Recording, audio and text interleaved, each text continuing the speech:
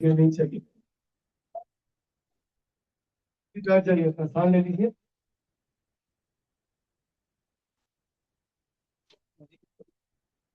Do we have stand for this mic? बड़ा So we have this collar mic. or mic works. How it works through same speaker? Yes. Yes. Right? Right. लगा दीजिए. लगा ना collar mic है।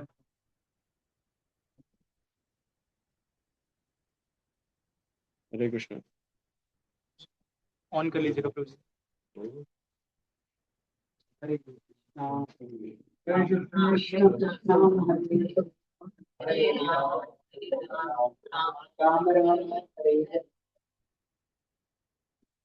सबको सुनाई दे रहा है? पोजीशन में एडजस्ट कर सकते हैं, so you can look at Prabhu and look at screen also. यहाँ पे इसको आगे करना है। यहाँ पे इस सोफे पर भी बैठ सकते हैं कुछ devotees. We have lot of room. ओम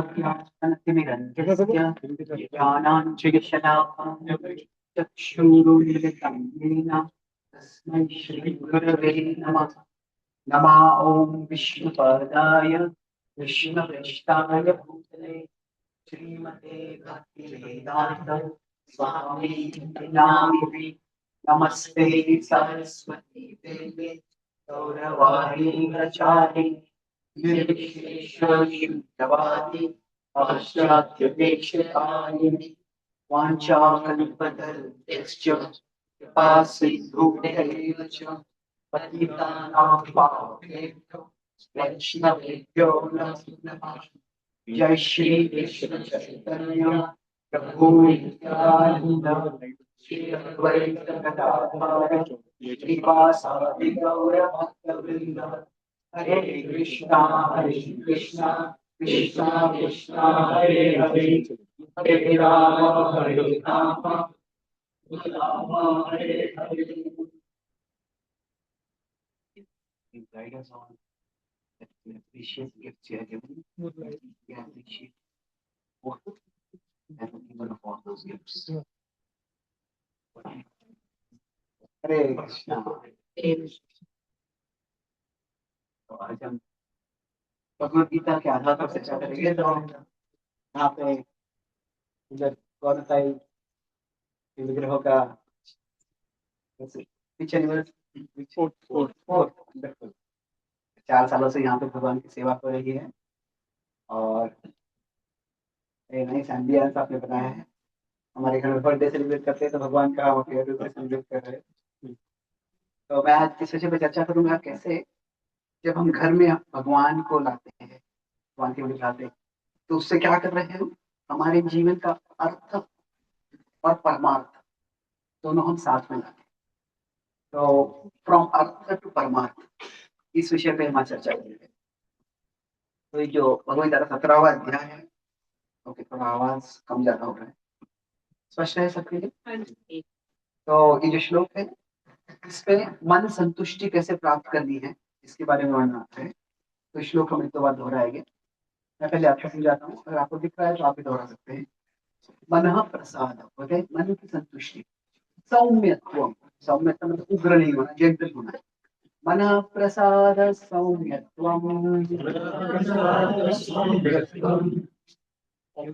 देखिए यहाँ से नहीं होगा, पीछे से मौन अलग है। मौन क्या है कि हमारा मन हमेशा ये चीखते रहता है, चिल्लाते रहता है, शिकायत करते रहता है, मांग करते रहता है। तो मौनम आत्मविनिग्रह। आत्मविनिग्रह मतलब मौनम मतलब साइलेंस, कामनेस। और आत्मविनिग्रह का मतलब है कि सेल्फ कंट्रोल। तो भाव संशुद्धि, ये भाव संशुद्धि का मतलब है कि हमें न केवल खुद को कंट्रोल करना है पर खुद को शुद्ध करना है। कुछ कंट्रोल करते रहेंगे तो क्या होगा, वो दबाते दबाते रहेंगे फिर वो स्फोट जैसा हुआ, वोल्केनो का जैसे। तो भाव संशुद्धि इत्येतत्। और ये सब क्या है, तपो मानसम उच्यते। ये सब मन की तपस्या। कई बार हम शरीर की तपस्या करते हैं, कुछ एकादशी को उपवास करते हैं, वो अच्छा है, पर जैसे शरीर की तपस्या करने से शरीर तंदुरुस्त होता है, वैसे मन की तपस्या करने से मन भी और तंदुरुस्त होता है। तो मनः प्रसाद सौम्यत्वम् गुणम् आत्मविनिग्रह भाव संशुद्धिरित्येत को मानसमुच्यते मनः प्रसाद सौम्यत्वम् मौनम् आत्मविनिग्रह भाव संशुद्धिरित्येत तपो मानसमुच्यते। तो अभी हम 2 बार साथ में, अभी तक रिस्पॉन्स में बोल रहे थे, पर फिर कोरस में करेंगे सब साथ में। मनः प्रसाद सौम्यत्वम् मौनम् आत्मविनिग्रह भाव संशुद्धिरित्येत तपो मानसमुच्यते। मनः प्रसाद सौम्यत्वम् मौनम् आत्मविनिग्रह भाव संशुद्धिरित्येत तपो मानसमुच्यते। अभी हम जो गीता के आधार पर भी जो ये अर्थ टू परमार्थ जो टॉपिक है, मतलब ये हमें इस जगत में, इस जन्म में कुछ प्राप्ति होती है, कुछ संपत्ति होती है, कुछ चीजें हमारे अच्छी होती है, तो उसके द्वारा हम परमार्थ को कैसे आ सकते हैं, तो इस पे हम चर्चा करेंगे। तो मैं 3 पॉइंट से चर्चा करूंगा। गीता का संदेश है कि कार्य करना है, तो कैसे कार्य करना है, वह एक चेतना को और एलिवेट कर। तो 3 things will talk about: appreciate, contribute, और आखिरी जो है मैं इनमें बताऊंगा वो। तो अभी क्या है कि हम गीता किसने किसको बताई थी? भगवान कृष्ण ने। और जब बताई जा रही थी वो कब बताई थी?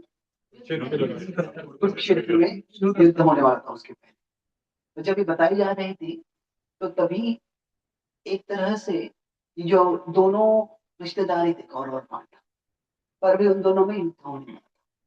और जब युद्ध हो रहा था, युद्ध का कारण क्या था? लाइक जैसे प्रॉपर्टी डिस्प्यूट। पर वो क्या था कि अभी इनमें से जो पांडव और कौरव, ये 2 भाई थे, चुनते भाई थे, कजिन्स। तो क्या है, अभी एक तरह से दोनों के जीवन में अर्थ था और दोनों के जीवन में अनर्थ। अभी अर्थ और अनर्थ ये शब्दों के अर्थ हम देखते हैं पहले। अभी अर्थ के अनेक अर्थ है। अर्थ का एक अर्थ है अर्थ है, इसका अर्थ क्या है? तो फिर अर्थ का एक अर्थ है ऐसा कि भारत के अर्थ मंत्री कौन है। फिर अर्थ का एक अर्थ होता है कि हम जब पुरुषार्थ कहते हैं, मतलब उद्देश्य, किस अर्थ से तुम कर रहे हो, to what end are you doing. तो अर्थ के एक तरह से अनेक अर्थ होते हैं, पर अर्थ यहाँ पे क्या होता है कि इट इज समथिंग पॉजिटिव। किसी के पास अभी अर्थ आ गया, मतलब क्या, कुछ भाग्य हो गया और पैसा कहीं इन्वेस्ट किया था, अच्छा पैसा मिल गया। तो अर्थ का अर्थ होता है पॉजिटिव ब्रॉडली, और अनर्थ का होता है नेगेटिव। अभी अनर्थ ये शब्द है, इसके एक तरह से 2 अर्थ है कि एक है कि जो हम हिंदी में साधारण बोलते हैं, ये क्या अनर्थ हो गया, इसका मतलब क्या है, ये एक्सटर्नल एडवर्सिटी, कुछ बाहर से बुरा हो गया। संस्कृत में जब हम इस्तेमाल करते हैं शब्द को, अनर्थ को, तभी उसका अर्थ थोड़ा अलग होता है। उसका क्या है? Internal impurity. मतलब क्या है, किसी में बहुत क्रोध है, किसी में बहुत बहुत लोभ है, बहुत ईर्ष्या है, तो उसको अनर्थ कहते हैं। तो अभी एक तरह से कह सकते हैं कि अंदर के अनर्थ से बाहर का अनर्थ होता है। किसी में बहुत ईर्ष्या है, बहुत क्रोध है, तो बाहर ऐसे कार्य करेगा जिससे कुछ बुरा हो। तो अभी अर्थ जो है, इसके भी 2 अर्थ होते हैं। एक अर्थ एक एक्सटर्नल है, एक इंटरनल है।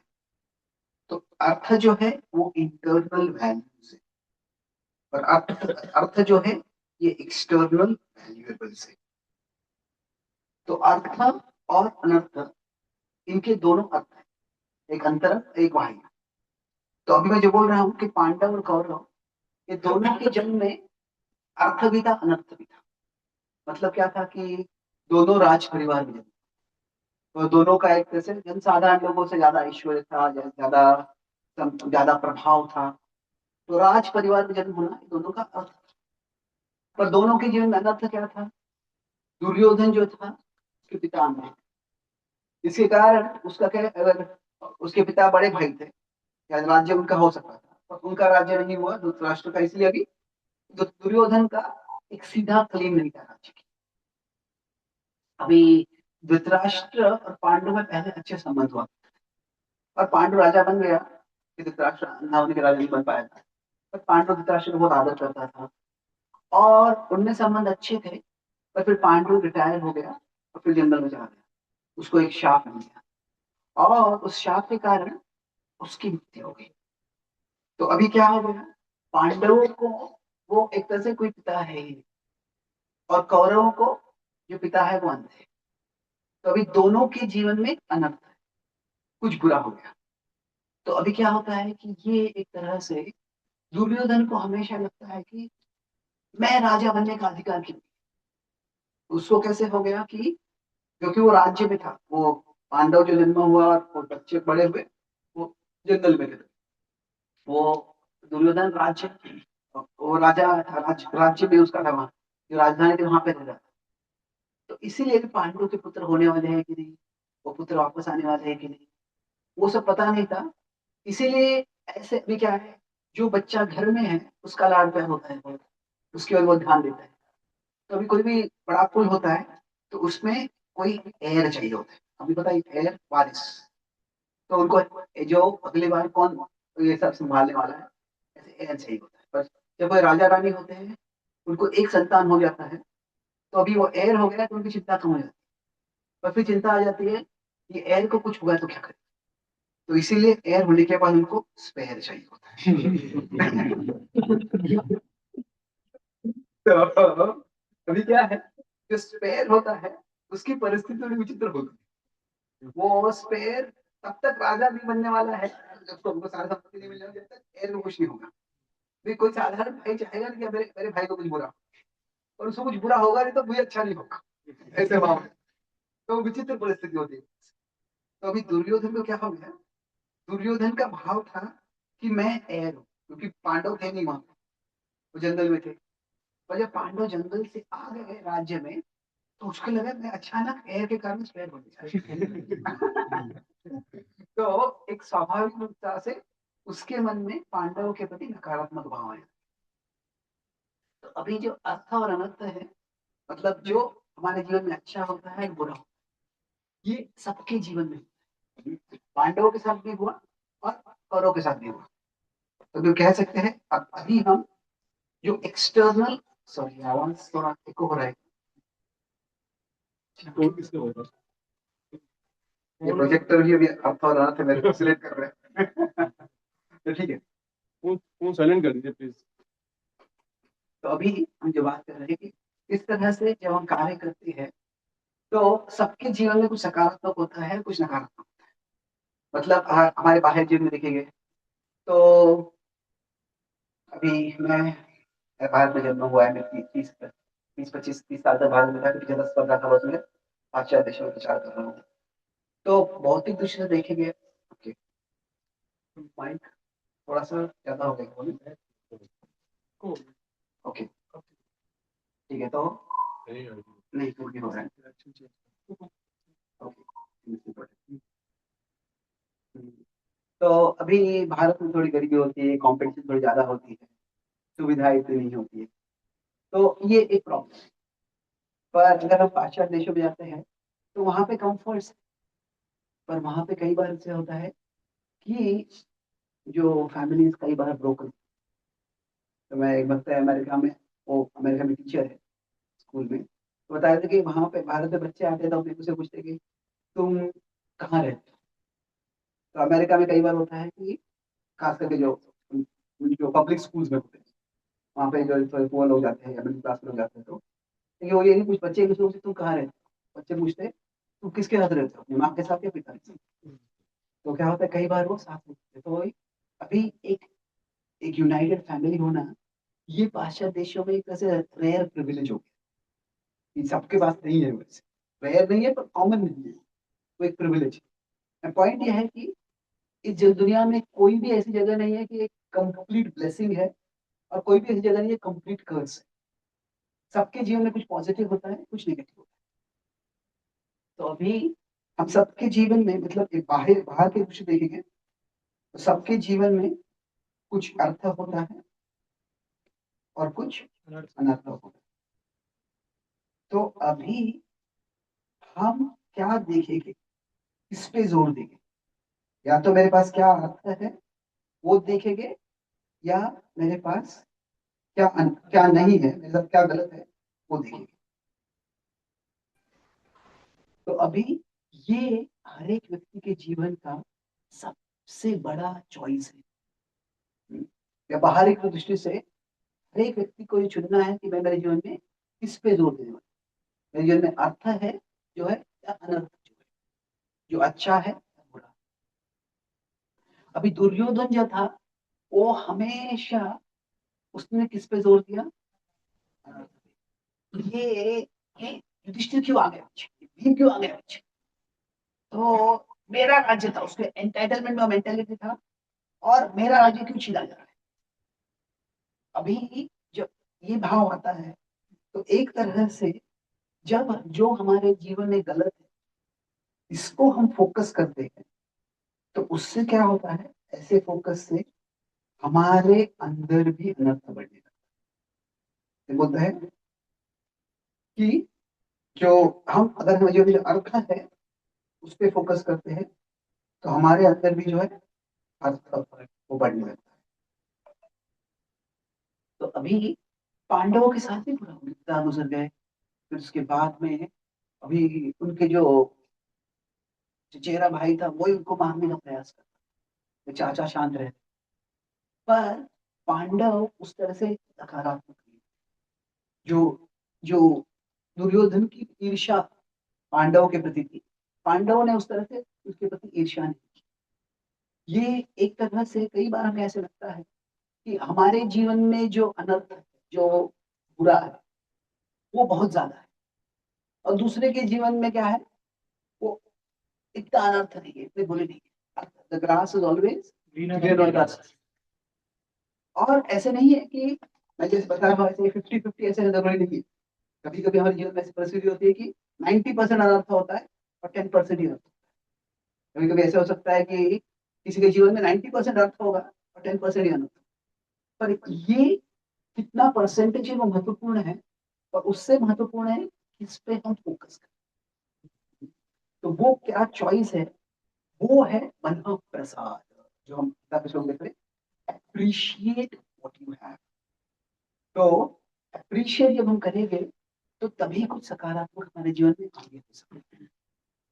तो अभी जब मैं यहाँ पे आया तो शायद आपने देखा मुझे चलने के लिए क्रचेस लगते हैं। तो मैं जब 1 साल का था तभी मुझे पोलियो हो गया था। मेरी हम छोटे से महाराष्ट्र में एक शहर में रह रहे थे, और वहाँ पे मेरी माँ मुझे पोलियो का वैक्सीन देने के लिए लेके गई। और जब वो लेके गई तो तभी वहाँ पे वो दुर्भाग्यवश से पावर सप्लाई वो लिक्विड सीधा को चला गया, और ना तो डॉक्टर ने ध्यान दिया ना तो किसी ने ध्यान दिया। जिस फ्रिज में वैक्सीन जो रखे थे वो फ्रिज गर्म हो गया, वो वैक्सीन के जर्म्स मल्टीप्लाई, और फिर जो वैक्सीन मुझे दिया गया तो वो वैक्सीन से पोलियो डालने की जगह पे उसी से पोलियो हो गया। तो मुझे याद नहीं है कुछ, मैं जब चलना सीख रहा था और गिर गया, उसके बाद वापस कभी नॉर्मल चल नहीं पाया। पर मुझे जो पहली याद जो है, मैं जब 2.5-3 साल का था तभी हमारे दूर की कोई रिश्तेदार मुझे मिलने आई थी, और वो मेरी माँ को सांत्वना दे रही थी कि बच्चे को पोलियो हो गया, बहुत बुरा हो गया। और मेरी माँ के वचन जो है वो अभी तक मुझे याद है। वो बोले कि जो भी बौद्धिक स्तर पे उसमें कमी होगी, वही शारीरिक स्तर पे उसमें कमी होगी, भगवान बौद्धिक स्तर पे देते हैं।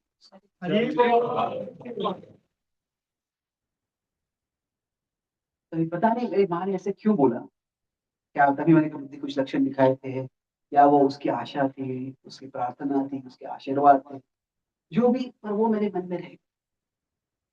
और जैसे मैं बड़ा होने लग गया तो हमारे नेबरहुड में एक लड़का था, मेरे स्कूल में आता था वो। तो वो एथलेटिक्स में बहुत अच्छा था, बहुत फिट शरीर था और खेल कूद में नंबर 1 होता था। मैं 0 था। तो कई बार वो मुझे चिढ़ाता था, लंगड़ा वगैरह बोलता था। तो I was not hurt as much as annoyed. क्या, अगर मुझे कोई बुद्धू बोलता था मुझे गुस्सा आ जाता। लंगड़ा बोला तो क्या है, मुझे मेरा बुद्धि से ज्यादा आइडेंटिफिकेशन था, शरीर से इतना नहीं था। पर फिर भी हमारा संबंध इतना अच्छा नहीं था। तो फिर एक बार मेरी माँ ने कहा मुझसे कि वो उसकी माँ, वो बच्चे की माँ, वो मुझसे मिल, उसकी माँ मेरी माँ से मिलने आई थी और बोली कि वो वो मैथ्स में थोड़ा स्ट्रगल कर रहा है इसको, और मैं मैथ्स में अच्छा था। तो उसकी माँ बोली कि मुझे, मैं उसको मैथ्स में मदद कर। मेरी बात से पूरा कर बोले। और फिर मेरी माँ बोली कि नहीं, वो हमारी पड़ोसी है, वो सब वो हमारे पड़ोसी है, वो तुम्हारा मित्र है और सिखा वो मेरा मित्र नहीं है। तो फिर मेरी बाबू ने दी मदद कर दी उसकी। तो ठीक है बोला। तो फिर मैं उसको मैथ थोड़ा समझाने, बेसिक मैथ को समझाने का प्रयास करा।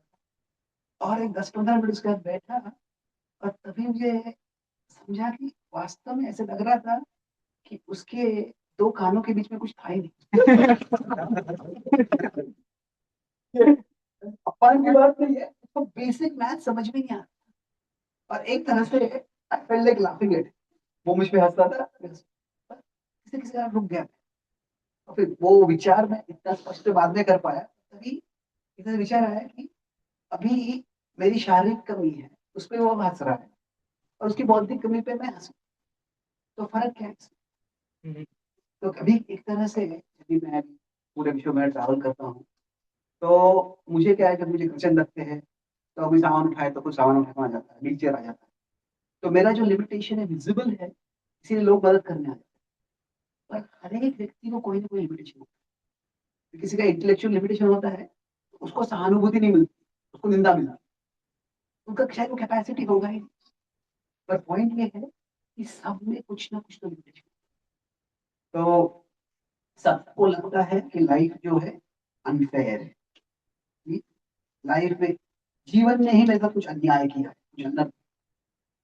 और हाँ, ये होता है, पर एक बिग बिग पिक्चर में देखेंगे तो लाइफ क्या है, फेयरली अनफेयर। फेयरली अनफेयर मतलब क्या, कि कुछ चीज में हमारी में फेयर होता है, कुछ चीज में अनफेयर। तो अगर हम जो फेयर है देखेंगे तो हमारा जीवन ऊपर जाएगा, जो अनफेयर है वो देखते रहेंगे तो हमारा जीवन नीचे जाएगा। तो इसीलिए अगर फेयर क्या है देखेंगे तो we will become more resourceful. जो हमारे रिसोर्सेज है उसको हम यूटिलाइज कर पाए। अगर अनफेयर क्या है देखते रहेंगे तो हम रिसेंटफुल हो जाएंगे। तो ये पांडवों ने जो है ये मार्ग चुना है, जो क्या अर्थ है उस पे फोकस करना। ये क्या अर्थ है उससे हम ब्लाइंड नहीं हो सकते, पता होना चाहिए।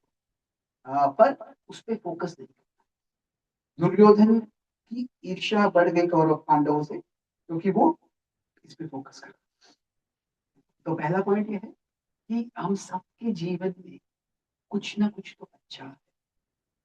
तो ये एक अप्रिशिएट करना, ये बहुत महत्वपूर्ण स्किल। और ये अप्रिशिएट कैसे कर सकते हैं, जो उसके लिए 2 पॉइंट्स हैं कि जो अभी हमें अप्रिशिएट करना है। साधारणतः क्या होता है, हम खुद को दूसरों की दृष्टि से देखते हैं, इसको सोशल मिरर कहते हैं। मतलब क्या है कि अगर हम कॉलेज में जाते हैं, तो कॉलेज में या स्कूल में जाते हैं तो बाकी विद्यार्थी हम कैसे मानते हैं किसी को, और ये जरा कूल का है, जरा नर्ड है, या अलग अलग शब्द होते हैं कुछ इस्तेमाल करते हैं। तो क्या है, दूसरे जिस तरह से देखते हैं उससे हम खुद को देखते हैं। तो अभी जो खुद के जो गिफ्ट्स अप्रिशिएट करने हैं, तो जो सोशल मिरर होता है, वो सोशल मिरर जिस तरह से उसमें हम जैसे दिखते हैं उसके अनुसार हमारा खुद का अपना विजन बन जाता है। तो कुछ कुछ लोगों को अभी हर सोसाइटी में ऐसा होता है कि कुछ क्वालिटीज ऐसे होते हैं, कुछ एबिलिटीज होते हैं, कुछ स्किल होते हैं, वो लोग अप्रिशिएट करते हैं। अगर अभी इंडिया चाइना में अगर हम देखते हैं तो क्या है, स्टूडेंट्स का आईक्यू भी बहुत अच्छा है, तो याद कर सकते हैं, स्कूल स्कूल में बहुत अच्छे होते हैं, तो उनको अपने पेरेंट्स के सर्कल में, तो रिलेटिव्स के सर्कल में तो बहुत अप्रिशिएट हो जाता है, तो उससे उनका सोशल मीडिया पॉजिटिव होता है। ऑस्ट्रेलिया अगर देखें तो Australia is much more sports loving country, academic से पर उतना एकेडमिक टेंशन वहाँ पे नहीं होता। अमेरिका में कई होते, कई ऐसी यूनिवर्सिटीज होते हैं, they are more known for their sports team than their academic. और कुछ लोग उसको यूनिवर्सिटी जाते हैं मुझे बास्केटबॉल खेलना है इसीलिए।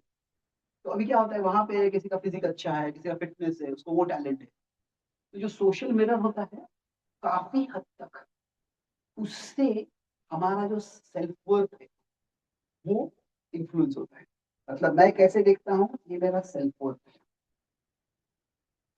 और ये सोशल मिरर से influence होता है। ये तो हमेशा से होता है, पर आजकल क्या है, ये और प्रॉब्लम है, क्योंकि अभी सोशल मीडिया, अभी क्या होता है सोशल मीडिया में, हम अरे इसने ये यहाँ पे गया, ये गया था, ये यहाँ पे गई थी, इंस्टाग्राम पे ये फोटो डाल दिया, फेसबुक पे डाल दिया, ये आ गया, ये आ गया। तो क्या होता है कि हमको लगता है दूसरों का जीवन इतना आनंदी है और मेरा जीवन इतना निरानंदी है। तो अभी क्या होता है इससे, कि सोशल मिरर ही नहीं लगा, ये सोशल मीडिया मिरर हो गया। तो सोशल मीडिया मिरर में हर व्यक्ति को अपना जीवन नकारात्मक लगता है, my life is not good, my life is. ये इम्पोर्टेंट है कि जब हम हमारे जीवन में जी रहे हैं, तो किस मिरर से हम खुद को देखें, उसके अनुसार हमारा जो सेल्फ इमेज है वो शेप होने वाला है। तो हम सबके जीवन में ऐसे लोग होते हैं जो हमें, जो हमारे अर्थ देखने में हमें मदद करेंगे, या कुछ लोग होते हैं जो हमें जो अनर्थ है वो दिखाएंगे। तो ये जो अप्रिशिएट करना है, फर्स्ट पॉइंट है, सोशल मीडिया का इन्फ्लुएंस में देखना है, समझना है। तो अभी इसको काउंटर करने के लिए क्या है, एक है कि भगवद गीता में बताते हैं कि हम सब भगवान के अंश हैं, भगवान हमारे ऊपर, तो हमारे ऊपर भगवान है। भगवान की दृष्टि देखते तो ये है स्पिरिचुअल। तो हमें भगवान बताते हैं कि ममैव अंशो जीव लोके जीव भूतः सनातन। भगवान कहते हैं कि तुम मेरे अंश हो और हमेशा के लिए तुम मेरे अंश रहोगे।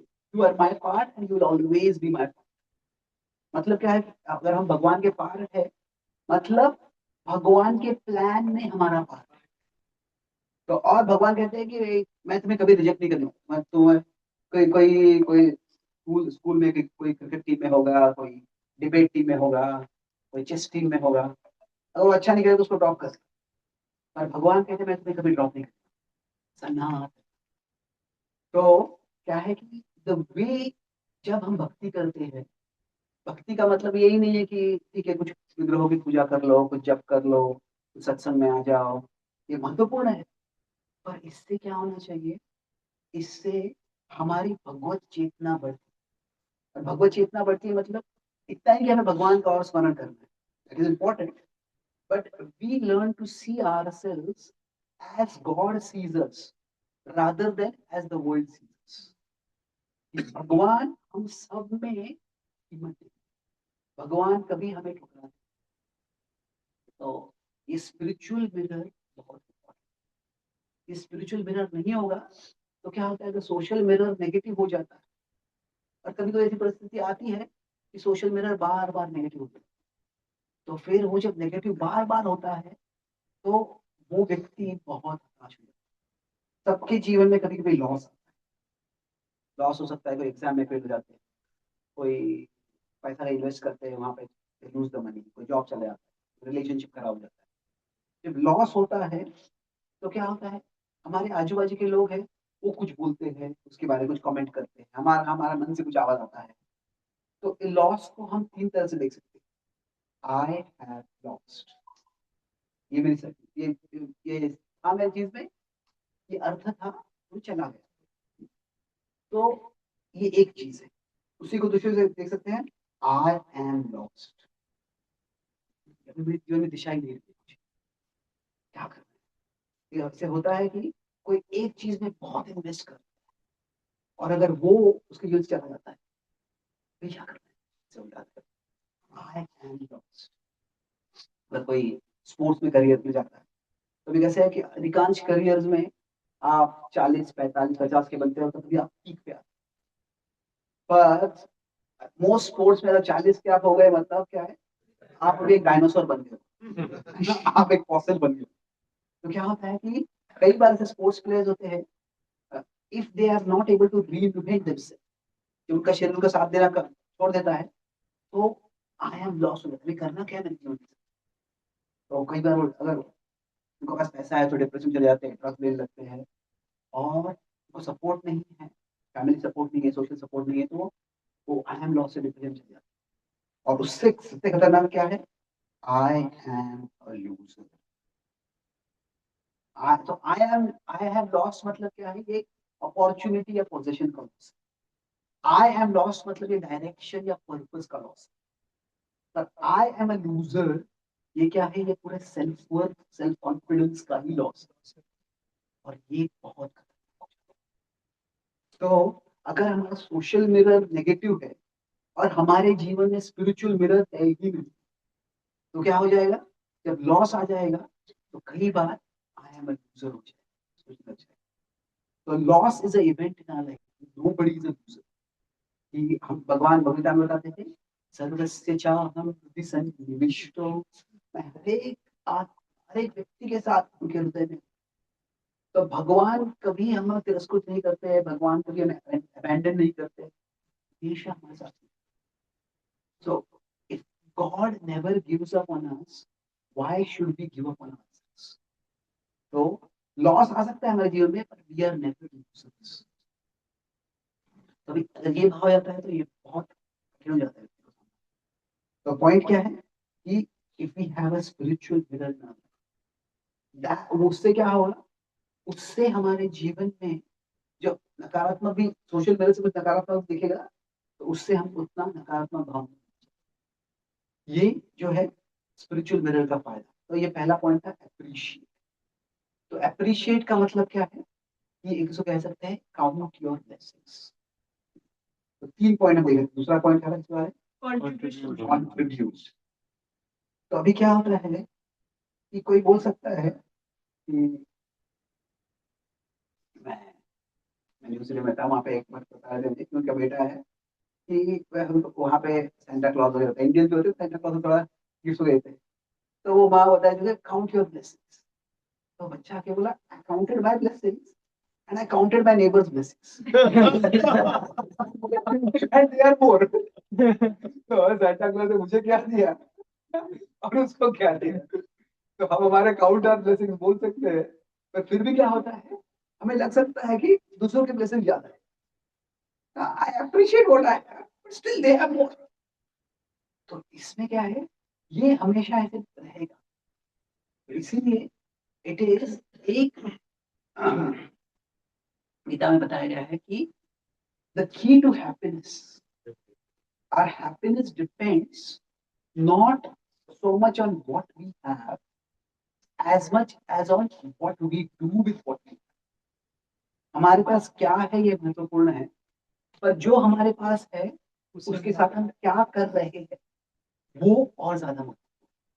तो कंट्रीब्यूट का मतलब क्या है कि अभी मैं जो भी परिस्थिति में हूँ, भी मेरा कोई नौकरी है, मेरा कोई परिवार है, मेरा कोई स्कूल है, करियर है, रिलेशनशिप है, तो अभी इस हर परिस्थिति में क्या होता है कि मैं क्या कर रहा हूँ और मुझे क्या मिल रहा है, मुझे क्या मिल रहा है और मैं क्या कर रहा हूँ, ये दोनों रिलेटेड है।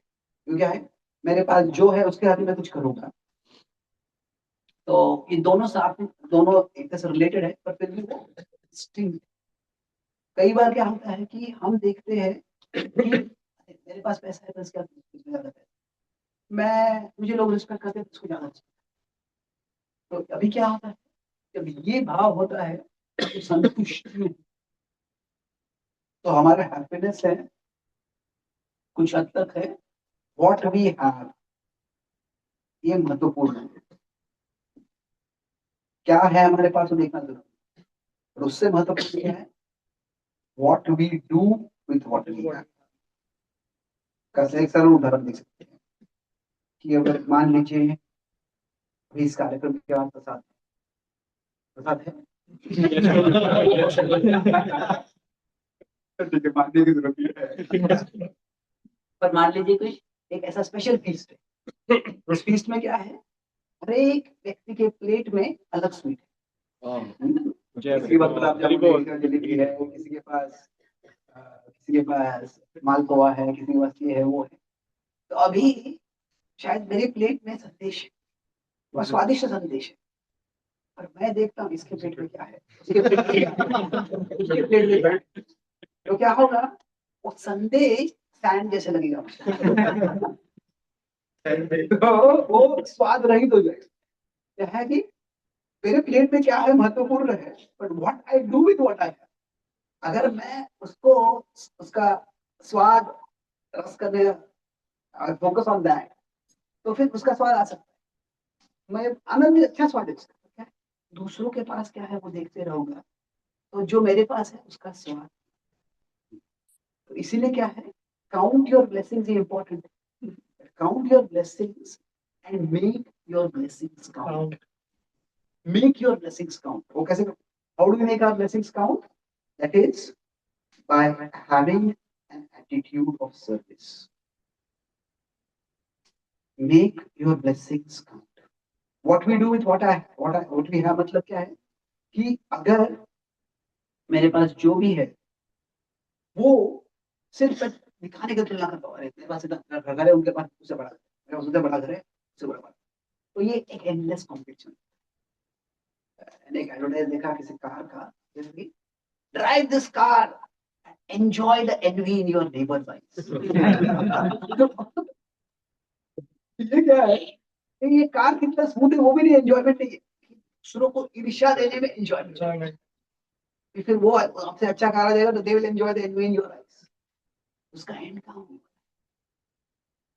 इसका एक ड्रामेटिक इलस्ट्रेशन आता है महाभारत में, जब दुर्योधन षड्यंत्र करके पांडवों का सारा राज्य छीन लेता, उनको वनवास में।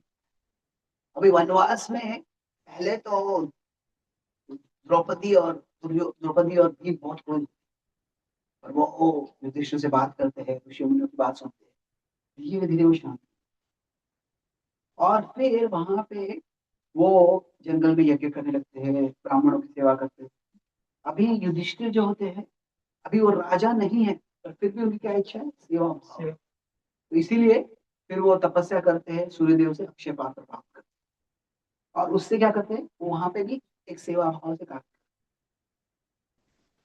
और कुछ हद तक वो संतुष्ट होते हैं। अलग अलग, भीम ज्यादा संतुष्ट नहीं होते, युधिष्ठिर काफी संतुष्ट होते हैं, हर एक अपना स्वभाव होता है, पर फिर भी रिलेटिवली ओके, वो अच्छा है, हम पुण्य कर्म कर रहे हैं, पुण्य से भविष्य में अच्छा होगा, थोड़ी संतुष्टि होती है। पर इसके विपरीत क्या होता है, दुर्योधन का पूरा प्लान सक्सेसफुल हो गया, एक तरह से जितनी अपेक्षा थी उससे ज्यादा सक्सेसफुल हो गया। तो क्या था, उसको पांडवों का राज्य छीनने का योजना था, पर उसने भी सोचा नहीं था कि युधिष्ठिर द्रौपदी को दाव पे लगा। तो वो द्रौपदी का अपमान करना वो दुर्योधन के लिए आइसिंग ऑन द केक जैसा हो, मतलब जितना करना था उससे भी अच्छा हो गया प्लान। बस प्लान बहुत खराब था वो, और आसुरिक जैसे प्लान था वो, पर इतना सब कुछ यशस्वी होने के बाद भी उसको सुख नहीं था। उसको लगा क्या है कि मैं इतना सुखी हूँ, ये देखने के लिए पांडव नहीं है, तो मैं सुखी कैसे? तो उसका भाव था क्या कि मैं कितना सुखी हूँ, ये देख के पांडव कितने दुखी हो गए, वो देख के मैं कितना सुखी हो गया, वो भाव हो गया उसका। इसीलिए बोला कि मैं जंगल, और मैं पूरा ऐश्वर्य अपना, ऐश्वर्य का जंगल में जाऊंगा, और वहां पे पांडवों के सामने मेरा ऐश्वर्य का प्रदर्शन, और फिर उनको दुखी देखकर वाह क्या आनंद मिलेगा मुझे। तो क्या था यहाँ पे, अपने अपने पास जो संपत्ति आई है उसमें कंट्रीब्यूट का कोई भाव नहीं है, उसमें क्या है, जो है परेड, डिस्प्ले, एग्जिबिट, वो भाव है। तो अगर एग्जिबिट करके ही सुख प्राप्त करना है जो हमारे पास है, उसमें कभी अंत ही नहीं होता। तो अभी जाता है जंगल में वो, और पहले तो उसके पिता होते धृतराष्ट्र, क्या है, धृतराष्ट्र वो आसक्त होते हैं दुर्योधन की हमेशा बात को हाँ बोलते, पर फिर भी यहाँ पे भी उनको भीम ने क्या व्रत लिया है, वो मार डालेंगे उनको। वो क्या होता है, बोले कि तुम जंगल में जा रहे हो, तुम पांडवों के पास नहीं नहीं, मैं पांडवों के पास नहीं जाने वाला। वो पांडव नदी के दूसरे पार है, मैं नदी के इस पार है। पर वो क्या, उसका प्लान क्या है, नदी के इस पार है क्या, अपना सारा ईश्वर को दर्शन करना।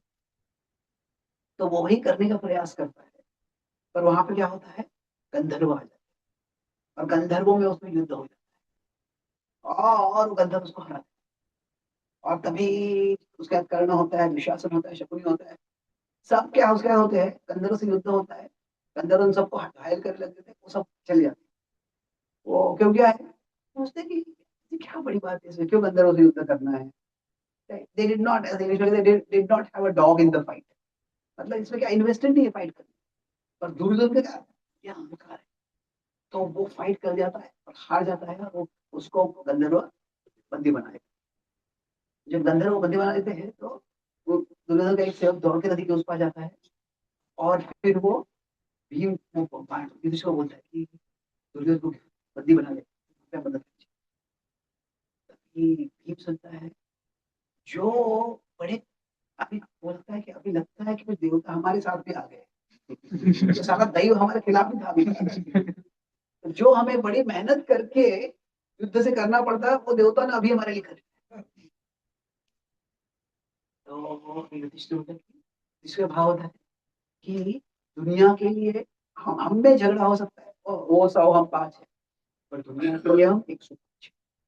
तो क्या है, गंधर्वों ने दुर्योधन का गिरफ्तार किया है, हमारी जो दुर्योधन की पत्नी है, गांव स्त्रियां है, हमारे कुल की स्त्रियां, उनको गिरफ्तार किया। युधिष्ठिर का भाव क्या होता है, वो हमारे ही परिवार के सदस्य है। दुर्योधन का भाव क्या होता है, द्रौपदी पांडव की, तो हमारे कुल की ये भाव रहता ही नहीं उसका। फिर भी युधिष्ठिर है, तुम जाके मदद करो। तो भीम तैयार। युधिष्ठिर क्या करता है, युधिष्ठिर जो है वो बुद्धिमान होता है। भीम, ये तुम्हारा जो राइवल, तुम्हारा प्रतिस्पर्धी जो है, वो आज तुम्हारे कृपा पर नहीं। क्या तुम उसको मदद करके उसको तुम्हारी कृपा नहीं दिखलाओगे। अभी दुर्योधन भीम को क्या होता है, अलग अलग लोगों को अलग अलग भाषा समझ में आती है। यस, तो भीम भी जाता है। तो पर इस बीच होता क्या है, तो अर्जुन कहता है गंधर्वों को, तुम इसको छुड़ा दो, छोड़ दो उसको। तो अभी क्या हो रहा है, हम कुछ योजना करते हैं किसी को ह्यूमिलिएट करने की। पर क्या है, अभी वो गंधर्व क्या होता है, दुर्योधन को पूरा भांडा फोड़ देते हैं। वो बोलते हैं, तुमको पता है यहाँ पे आया क्यों था, ये तुम्हारा ही अपमान करने के लिए। मैं अपना ऐश्वर्य दिखा के तुम्हें और दुखी करने का प्रयास करता हूं। अभी ये सुन के दुर्योधन इतना ह्यूमिलेट हो जाता है कि अभी क्या हो गया, वो उनको, वो पांडवों को दुख देने के लिए आ गया, और वो ही ह्यूमिलेट हो गया है, और सब प्लान भी एक्सपोज हो गया। तो ये अभी कभी कभी तो यहाँ पे होता क्या है कि अगर हम अप्रिशिएट करके, अप्रिशिएट नहीं करते, अप्रिशिएट भी करते हैं, पर उसमें सेवा का भाव नहीं कुछ। Making money is important, but what we are making with money is even more important. ये पैसा, ये एक मीन्स है, वो जरूरी है, पर वो पैसे से हम कर क्या रहे हैं, वो महत्वपूर्ण है। तो अगर कोई, उसका दुर्योधन का कोई, ओके मुझे राज्य का कल्याण करना है, ब्राह्मणों की सेवा करनी है, जनता की सेवा करनी है, ये भाव होता है नहीं। मुझे सिर्फ बड़ा राज्य चाहिए, सबसे बड़ा राज्य चाहिए, मेरे कजिन से और बड़ा राज्य चाहिए। तो वही भाव रहेगा, तो वो कभी व्यक्ति सुखी नहीं। तो वो पांडव का भाव होता है कि जब अंदर में कुछ भी नहीं है, तो जो भी है उससे हमें सेवा। तो कंट्रीब्यूट का भाव रहेगा, तो उससे क्या होता है कि there starts coming a higher meaning and higher fulfilment. हमारे हर एक के जीवन में क्या होता है, एक है मीन्स और दूसरा है मीनिंग। मीन्स मतलब क्या है कि जो हमारे रिसोर्सेस वो महत्वपूर्ण है, पर केवल रिसोर्सेस महत्वपूर्ण नहीं। वो रिसोर्सेस से how are we doing something meaningful, कुछ अर्थपूर्ण क्या कर रहे हैं, वो महत्व। तो अगर क्या होता है, जो मीन्स है वो अर्थ है, और अलग अलग प्रकार के मीनिंग हम देख सकते हैं हमारे जीवन में। इसके अंदर बताते हैं शास्त्रों में कि अलग अलग प्रकार के मीनिंग्स है। क्या है, किसी के पास पैसा नहीं, किसी के पास खाने के लिए पैसा नहीं है, सबसे पहले क्या है, पैसा चाहिए, वो मीन्स है। और फिर जीवन का उद्देश्य क्या है, रोज खाना तो मिलना चाहिए, वो जीवन का उद्देश्य। पर वो एक बेसिक उद्देश्य होता है, क्या है कि हमें और करना चाहिए। हम सबको ऐसे जरूरी है ये भाव कि मेरे my life has some value beyond. Beyond मतलब क्या, कि मेरे अस्तित्व से किसी और को कुछ फर्क होगा, किसी और का जीवन अच्छा होगा। तो इसीलिए वास्तव में जब कोई व्यक्ति, एक पुरुष और स्त्री साथ में आते हैं तो पहले भोग करने का भाव, पर बाद में बच्चे होते हैं। तो अभी क्या होता है, जब बच्चे होते हैं तो बच्चों की देखभाल करने में काफी समस्या होती है, काफी रात भर उसको जगना रहना पड़ता है, क्या होता है, but we all have a need to be needed, a need to be needed. तो उससे क्या होता है कि हमारा जीवन मेरे परे इसके और अंतर। ऑफकोर्स मेरा पहले क्या होता है कि व्यक्ति जो होता है अभी वो कभी बहुत स्वार्थी हो सकता है। My life is about me and my pleasure and my enjoy. थोड़ा बड़ा हो गया कि मेरा परिवार है, वो भी थोड़ा एक तरह से कुछ हद तक सेल्फ ऑब्सेशन से बाहर आ। अभी पाश्चात्य देशों में कई बार ऐसा होता है कि लोग जो होते हैं वो जो ट्रेडिशनल जो भी सिस्टम्स है उसके बारे में नकारात्मक सोचते हैं।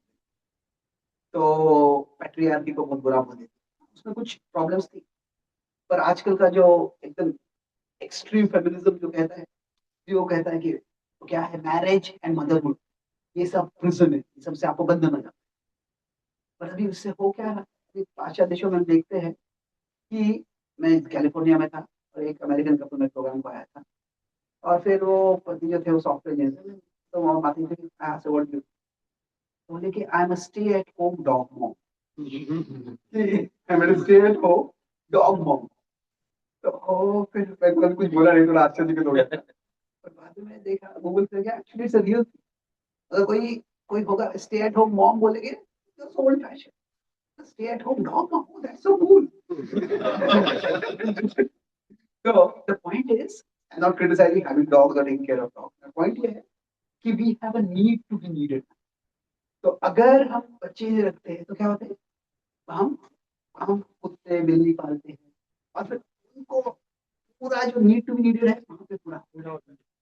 तो पाश्चात्य देशों में योगा बहुत पॉपुलर है, तो इंडिया में भी बहुत पॉपुलर है, अच्छा है वो।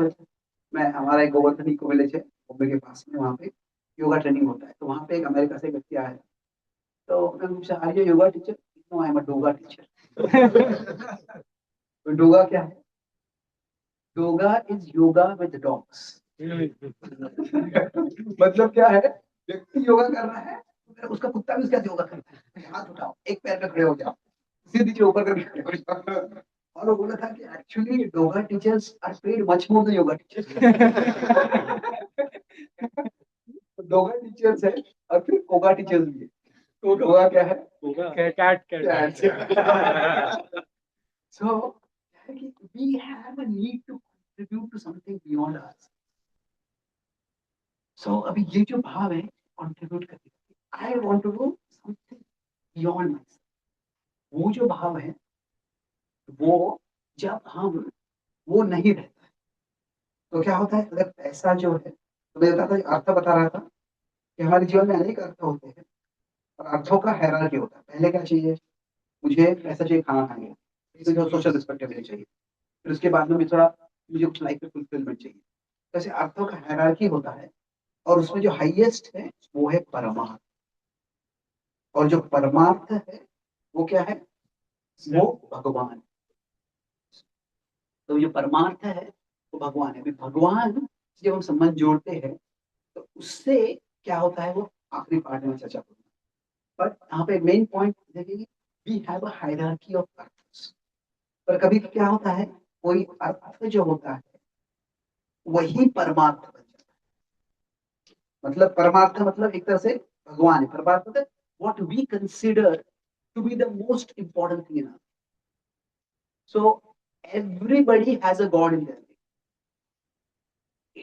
But their God can be money, there can be God can be power.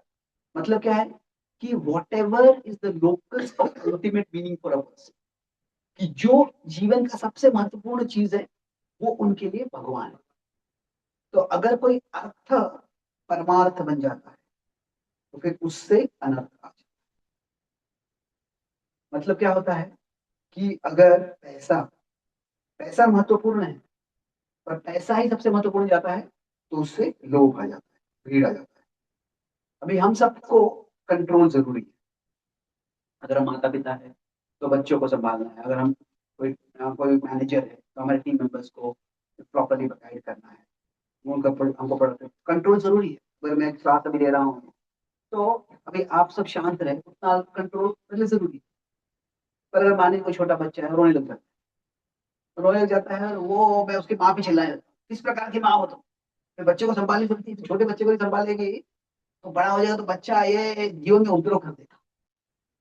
तो अगर मैं उसको चिल्लाने लग जाऊंगा क्या होगा, बाद में कितना भी अच्छा क्लास दूंगा, क्लास के एंड में आप सबको वो याद रहेगा कैसे मैं चिल्ला। तो क्या है, कंट्रोल बहुत महत्वपूर्ण हो जाता है। तो एंगर आ जाता है। कंट्रोल महत्वपूर्ण है but that is not the most. बाकी एटिकेट है, कल्चर है। अभी हम सबको रिस्पेक्ट चाहिए, कोई भी अनादर नहीं चाहता है, पर रिस्पेक्ट ही सबसे ज्यादा चाहिए हो जाता है तो सबको परमात्मा हो जाता है तो ईगो हो जाता है। क्या होता है उसमें कि व्यक्ति को लगता है कि मुझे ही ये सबसे महत्व, कि तुमने मेरा अपमान किया दफा हो। नहीं, पर शायद वो आपका वो कल्याण के लिए कुछ बोल रहा है। हम सबको प्लेजर चाहिए होता है, सबको कुछ सुख चाहिए होता है, पर प्लेजर सबसे महत्वपूर्ण हो जाता है तो एडिक्शन हो जाता है। रशिया में रशियन जो वोडका होता है, तो जो कम्युनिज्म था तभी वो वोडका से लोग इतना, क्योंकि भौतिक जीवन इतना उनका दुखमय था कि, तो दुखमय क्यों था क्योंकि जब कम्युनिज्म क्या होता है वो प्रोडक्शन बहुत कम हो जाता है, तो बेसिक चीज मिलना भी बड़ा मुश्किल होता है। तो इंडिया में भी सोशलिज्म था, कम्युनिज्म का भी नहीं था। तो अभी हम सबको विश्वास भी नहीं होता कि मेरे माता पिता ने 1984 में वो फोन को अप्लाई किया। फोन मतलब जो वॉल फोन होता है, मोबाइल फोन था ही तभी। 1984 में अप्लाई किया, 1989 में हमको फोन मिला। 5 साल लगे थे हमें फोन मिलने। तो पहले ऐसा होता था, तो वैसे अमेरिका और यूके में लक्षण क्या था कि लोगों को बहुत से सप्लाईज थे, तो एक चीज बहुत सप्लाई में था वो था वोडका। और वो गवर्नमेंट वोडका पे बहुत टैक्स लगा के गवर्नमेंट पैसा, तो हो गया क्या उससे कि इतने सारे लोग वोडका से एडिक्ट हो गए थे। तो सरकार में क्राइसिस आ गया क्योंकि लोग वोडका से इतने एडिक्ट हो गए कि वो काम नहीं कर पा रहे। पर अगर लोग वोडका पूरा छोड़ देंगे तो क्या होगा, वोडका से जो टैक्स से पैसा आ रहा है वो पैसा चला जाएगा। तो अभी क्या है, तो उन्होंने क्या बोला कि अच्छा you drink don't become drunk. तो अभी वो उसके लिए एक ऐड बनाया था कि कैसे व्यक्तियों के जो अनर्थ हो जाता है। तो एक वीडियो था मेरे उसमें दिखाया था कि वो समझा कि एक फैमिली, रशियन फैमिली है, वो टीवी देख रही है और वो जो पिता है वोडका पी रहा है, और तभी जो उसके, तो टीवी पे आता है कि वोडका का प्राइस बहुत बढ़ गया है। तो उसका बेटा है थोड़ा भयभीत होकर टिमिडली पूछ रहा है, daddy will you drink less now. और daddy no you will eat less. ये क्या है, ये जो है प्लेजर, तो वो सबसे बड़ा बन जाता है। तो क्या है कि दूसरे भूखी जा रहे हैं उसकी परवाह नहीं रहती। तो जब अर्थ परमार्थ बन जाता है तो अनर्थ हो जाता है। तो यही दुर्योधन के साथ। तो क्या हो गया उसके लिए, राज्य ही परमार्थ बन गया। राज्य के साथ क्या करना है ये विचार था ही नहीं उसको। राज्य का सिर्फ प्रदर्शन करना है, दिखावा करना है। तो कंट्रीब्यूट का भाव जो होता है, तो कम हो ज्यादा हो, अगर हम उससे कुछ अर्थपूर्ण कर रहे हैं तो उससे एक संतुष्टि आती है। That brings us to the last part, A, C, T. T है ट्रांसेंड।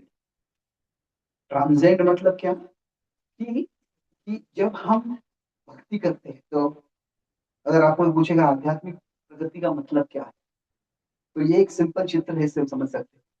साधारणतया हमारे जीवन में हमारे जगत बहुत बड़ा होता है और भगवान जो होते हैं और हो गई कभी छोटे से।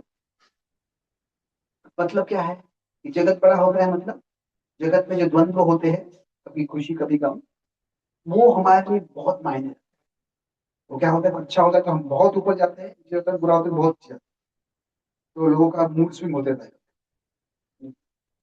तो जब ऐसे होता है, दुनिया बहुत बड़ी है, भगवान बहुत छोटे हैं, तो दुनिया के द्वंद्वों से हम बहुत प्रभावित हैं। अब भगवान छोटे हैं का मतलब क्या है कि मेरे एक चाचा थे, मैं तो मैं जब भक्ति में आया 5 साल पहले, तो सबको मैं बताने लगा किस तरह से कि भक्ति क्या है। तो चाचा बोले भगवान, भगवान क्या क्या बहुत अच्छा संबंध। अच्छा अच्छा संबंध क्या, कोई बात, मैंने कभी भक्ति करके देखा नहीं था, शास्त्र पढ़ते हुए देखा था। मैंने क्या मतलब हमारा अच्छा संबंध क्या है, mutual non interference.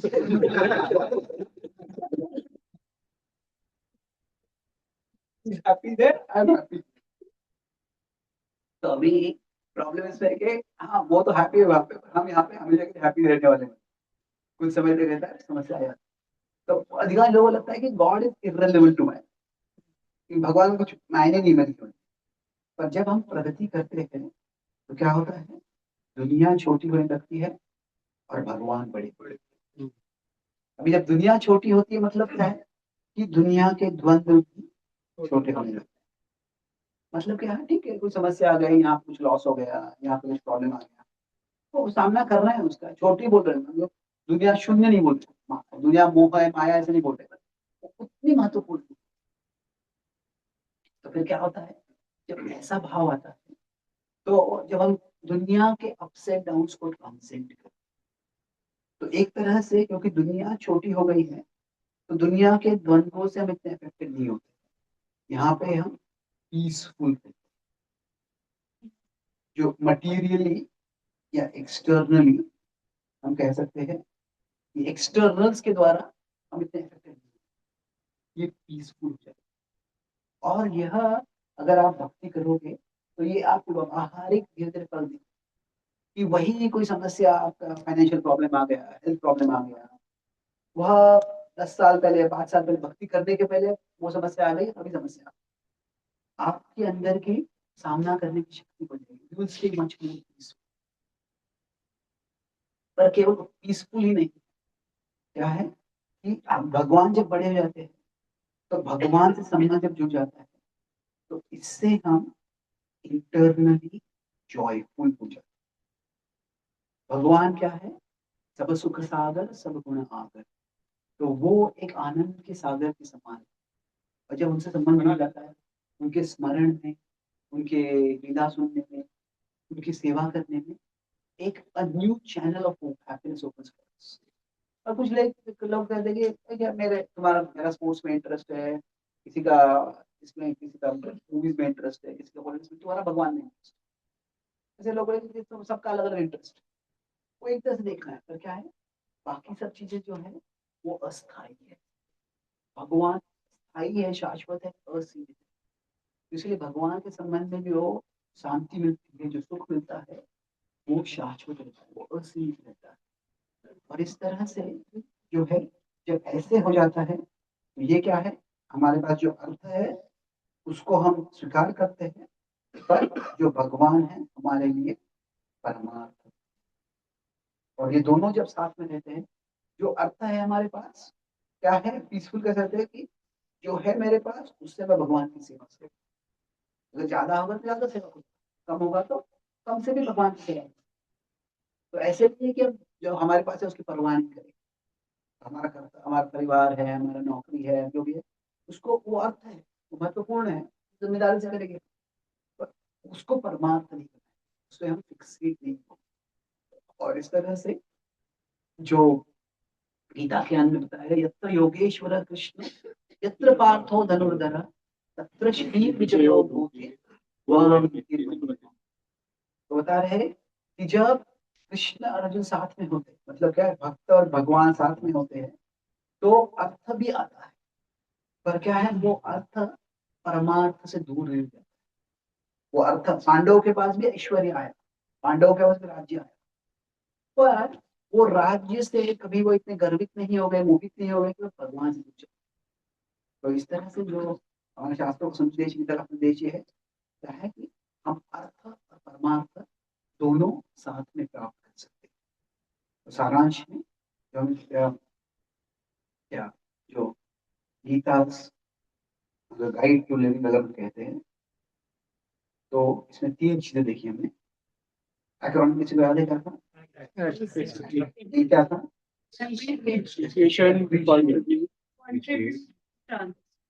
Appreciate, contribute और तो अप्रिशिएट जो है उसमें हम देखा किस तरह से सबके जीवन में क्या होता है। पांडव का कौरव का उदाहरण देखा। हर एक व्यक्ति के जीवन में कुछ कुछ अर्थ होता है, कुछ अनर्थ कुछ अनर्थ होता है। तो अर्थ और अर्थ है, इसके दोनों के हमें 2 अर्थ दिखे, अर्थ और अनर्थ। इसका क्या है? एक इंटरनल अर्थ है, मतलब इंटरनल क्या है? हमारे वैल्यूज है। एक्सटर्नल क्या है? हमारे वैल्यूज है। अनर्थ का क्या है? इंटरनल क्या है? वो इम्प्यूरिटी। और एक्सटर्नल क्या है? वो एडवर्सिटी, विपत्ति। तो हर एक के जीवन में कुछ अर्थ होता है, कुछ अनर्थ होता है। कोई अच्छा होता है, कुछ बुरा होता है। पांडव और कौरवों के बीच में वही हुआ, पर इस पे हम फोकस करते हैं, वो महत्वपूर्ण। तो अप्रिशिएट मतलब क्या है? अर्थ पे फोकस करते हैं।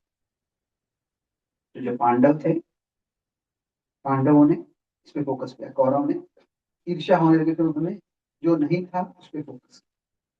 तो यहाँ पे क्या है? काउंट योर ब्लेसिंग्स हम कहते हैं। पर वो महत्वपूर्ण है, पर फिर भी क्या होगा? सब वो सफिशिएंट नहीं होगा, क्योंकि हमको लगेगा उसका क्या और ज्यादा ब्लेसिंग है। तो क्या है? Make your blessings count. इसका मतलब है कि जो हमारे पास है, जो आशीर्वाद है, उसके साथ हम क्या कर रहे हैं, उसका हम कैसे इस्तेमाल कर रहे हैं। तो हमारे पास जो है, व्हाट वी डू वो इम्पोर्टेंट है, बट व्हाट वी हैव वो इम्पोर्टेंट है, but what we do with what we have वो है, वो वो ज्यादा और महत्वपूर्ण। तो व्हाट वी हैव वो हमारा मीन्स है, पर what we do with what we have वो क्या है? उससे मीनिंग आता है। तो युधिष्ठिर के पास, पांडव के पास कम जंगल में था, फिर भी वो सेवा के भाव में इस्तेमाल कर रहे थे, उससे वो संतुष्ट थे। युधिष्ठिर के पास युद्ध का बहुत था, पर वो होते हुए भी संतुष्ट नहीं था। तो क्या होगा? अगर मीन्स में ही हम मीनिंग देखने लगेंगे, सॉरी अर्थ में ही अनर्थ परमार्थ देखने लगेंगे, तो क्या हो जाएगा? अनर्थ हो जाएगा। हमने अर्थ को ही परमार्थ बना दिया, तो उसमें कभी संतुष्ट नहीं होगी। हम दूसरों कोई कोई समस्या और दूसरों को समस्या लेके आते हैं। तो एक कॉन्ट्रीब्यूट का भाव रखना है। और अनेक अर्थ होते हैं, जैसे अर्थ की हायरार्की होती है, उसमें जो परमार्थ है वो भगवान है। तो जब हम भगवान की भक्ति करते हैं, तो अनेक तरह से हमारे जीवन में अर्थ आ सकता है, मीनिंग आ सकता है। पर जब हम ट्रांसेंड करते हैं, मतलब क्या है? हम जो सर्वश्रेष्ठ सोर्स ऑफ मीनिंग है, भगवान है। हमारे लिए जीवन के जो द्वंद्व होते हैं, ये ऐसे हो गया वैसे हो गया, वो जीवन के द्वंद्व छोटे हो जाते हैं, क्योंकि ये जगत छोटा हो जाता है। जगत छोटा हो जाता है, भगवान बड़े हो जाते हैं। इससे हम एक्सटर्नली पीसफुल हो जाते हैं और इंटरनली जॉयफुल हो जाते हैं। और जो भी हमारे पास है, वो हम भगवान की सेवा में इस्तेमाल करते हैं, इंटरनली जॉयफुल हो जाते हैं। और जैसे पांडवों के पास राज्य नहीं था, तो भी वो धर्म और भक्ति कर रहे थे। राज्य आ गया, तो भी वो धर्म और भक्ति करते हैं। इस तरह से हम अर्थ से परमार्थ की ओर जाकर हमारे जीवन की परम सिद्धि प्राप्त करें। धन्यवाद। हरे कृष्ण।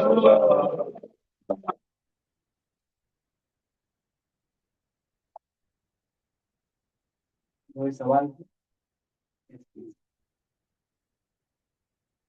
थैंक यू रोजी फॉर द वंडरफुल क्लास। मतलब काफ़ी होप्स और काफ़ी पॉजिटिविटी मिली, मतलब इसको सुन के कि always be optimistic about the things that you can do whatever we have. So just to add on it and just asking you, कि, uh, even though we know this, but sometimes still when some fluctuations are happening in this world, so it feels like it does matter to me. Like when we see in case of Arjuna also. I have heard about it that Gita सुना था उन्होंने, but once his own son died in the battlefield, too was shook, and he couldn't also control himself and like cry out and things like that. So when things like that and very sudden and very solid changes comes all of a sudden, then how to be equipoised, how to practically do that. तो हमें तत्वज्ञान समझ में आता है, हम भक्ति भी करना चाहते हैं, पर फिर भी कभी कभी जीवन में ऐसी बड़ी विपत्ति आ जाती है तो उससे हम शेक हो जाते हैं।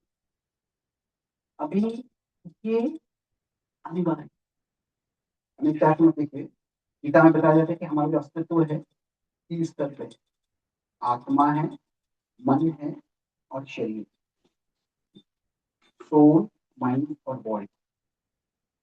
अभी ये जो है तीनों साथ में मिलके हमारे अभी हमारा सेल्फ बनता है।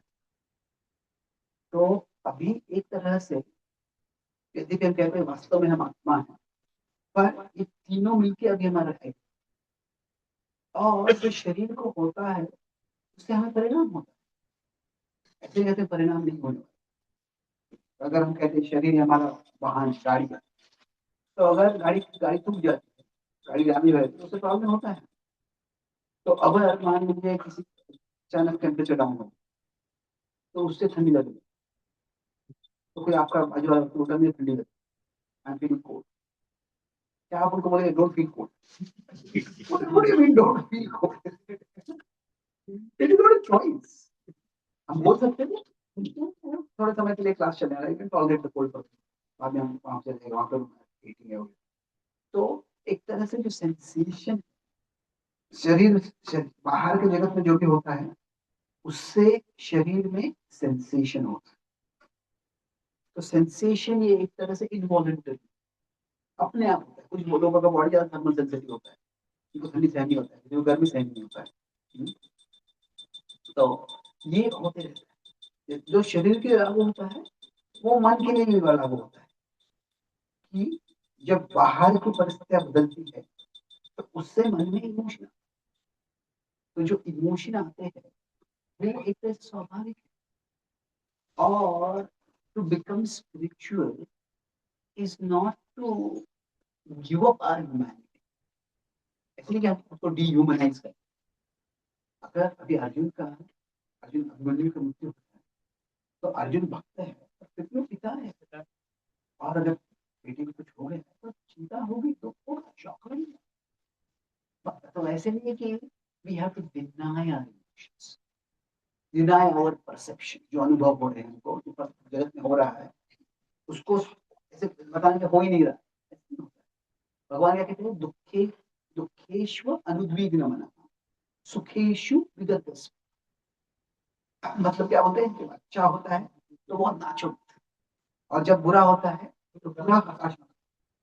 पर भगवान ये नहीं कह रहे कि कुछ अच्छा है कुछ बुरा ऐसा देखो ही मत। जो बाहर से होता है तो होने वाला। तो इसलिए इट्स अननेचुरल।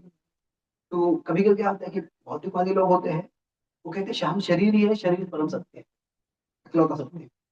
पर वैसे कभी कभी आध्यात्म का हमको सही समझ नहीं होगा तो हम कहेंगे आत्मा ही अकेला सत्य है और मन और शरीर सत्य है।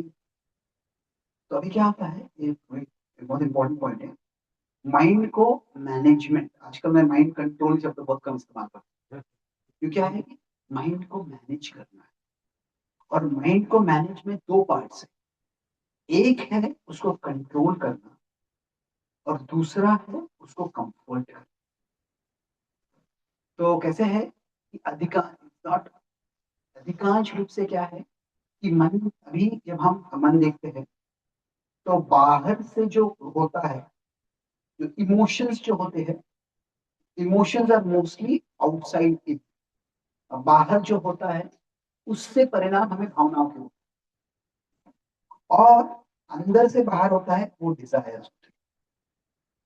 कि मुझे ये खाना है, मुझे ये देखना है, मुझे ये करना है।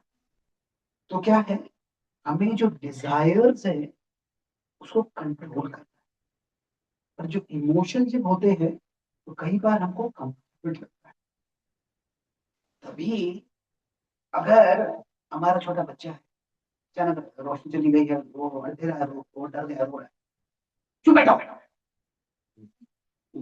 उसको कंट्रोल नहीं करना है, उसको कंफर्ट करना है। तो क्या होता है, इमोशंस जब प्रॉब्लम होता है, प्राइमरीली वी नीड कंफर्ट। क्योंकि क्या होता है, कुछ लोग ऐसे होते हैं कि छोटा बच्चा होता है, उसको उसके पिताजी उसको हथौड़ा कैसे किला मारना सिखाते हैं, तो उसको हथौड़े से किला मारे अंदर चला, तो उसका होता है कि one who has a hammer thinks everything is a nail, सबको हथौड़ा ही मारना है। तो वैसे ही क्या है, कभी कभी सोचते हैं जो मन में हो रहा है हर चीज को कंट्रोल ही करना है, कई बार उनको कंफर्ट ही।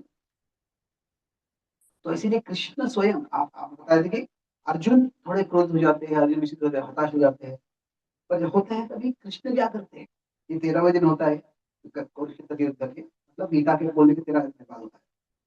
तो जब अर्जुन भावनाओं के वश में जाते हैं, तो तभी कृष्ण क्या कहते हैं, अब भी 13 दिन पहले गीता बताई तो भूल गए, तो ये मूर्ख हो, शायद मुझे कोई किसी और को गीता बोलनी चाहिए थी।